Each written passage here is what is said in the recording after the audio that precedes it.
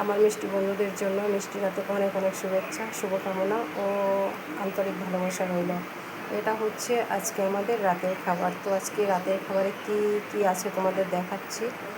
আজকে রাতের খাবারে আছে, এটা হচ্ছে মাছের ঝোল, আলু দিয়ে মাখা মাখা ঝোল করা হয়েছে, রুই মাছের ঝোল। আর এটা হচ্ছে আলু দিয়ে সয়াবিনের সবজি করা হয়েছে, এটাও মাখা মাখা করা হয়েছে। আর এটা হচ্ছে কচু পাতা বাটা।